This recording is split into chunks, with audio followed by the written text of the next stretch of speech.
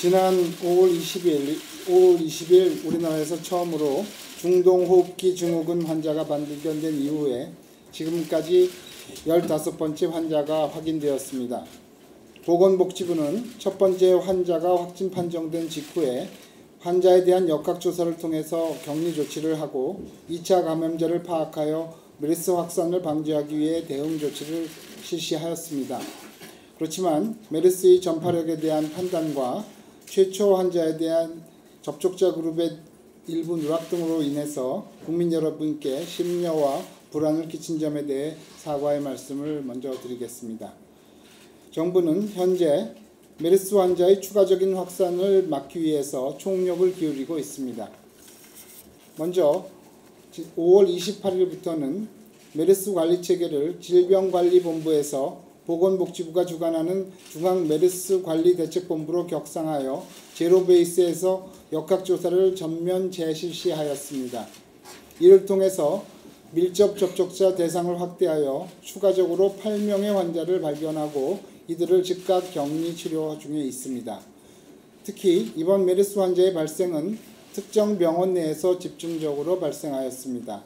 이에 따라서 이 병원에 대해 휴원 조치를 취하였으며 이번 환자 전원에 대해 격리하여 철저히 모니터링 중에 있습니다. 정부는 앞으로 일주일간이 메르스의 확산이냐 진정이냐의 기로로 판단을 하고 있습니다. 특히 3차 감염을 통한 확산을 방지하기 위해 전 국가적인 역량을 집중하도록 하겠습니다. 첫째, 대한감염학회, 진단학회 등으로 구성된 민관합동대책반을 출범하여 총력적인 방역태세를 구축하도록 하겠습니다.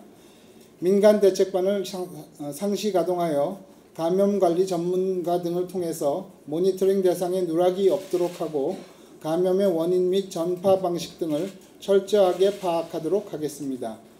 또한 발병 환자에 대해서도 격리 등의 조치가 신속하게 이루어질 수 있도록 하고 입원 환자들의 치료에도 최선을 다하겠습니다.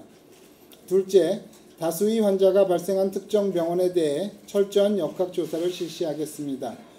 감염 경로의 원인을 파악하기 위해서 이 병원에 대해 감염학회 등과 협조하여 역학조사를 전면적으로 실시 중에 있습니다. 또한 우리나라에서 발생한 메르스 바이러스의 변종 여부 확인을 위해서도 철저한 분석 및 국제적 공조를 취하도록 하겠습니다.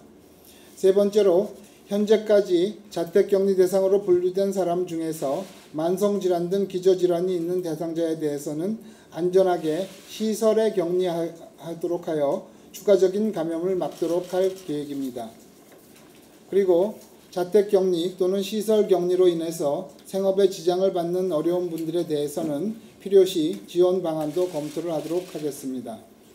아울러서 정부와 의료계가 최선을 다해서 메르스 확산을 막고는 있지만 감염병의 특성상 국민 여러분의 적극적인 협조가 필요합니다. 국민 여러분들은 손 씻기, 기침 예절 지키기, 공공장소에서 마스크 착용 등 개인 위생을 잘 지켜주셔서 혹시라도 발생할 수 있는 감염 위험에 대비하여 주시기를 부탁드립니다. 메르스의 초기 증상은 발열과 기침입니다. 이러한 증상이 있는 경우 메르스 핫라인, 지역보건소 등 보건당국에 신고를 해주시기를 부탁드립니다. 메르스는 초기에 발견하면 충분히 치료가 가능한 질병이기 때문에 지나치게 불안해하지 않으셔도 된다는 것을 다시 한번 말씀드립니다. 그리고 의료인께도 당부의 말씀을 드리고 싶습니다. 메르스의 확산을 막기 위해서는 현장에서 진료를 담당하시는 의료인의 역할이 가장 중요하다고 생각됩니다. 국민들에게 정확히 안내하여 조기에 진료를 받을 수 있도록 필요한 조치를 해주시고 보건당국과 함께 메르스 확산 방지에도 힘을 다해 주시기를 부탁드립니다. 마지막으로 중국에 유출된 환자에 대해서 중국 정부의 신속하고 적절한 조치에 대해서 감사의 말씀을 드리며 앞으로도 적극적으로 국제 간의 협력에 차질이 없도록 하겠습니다. 감사합니다.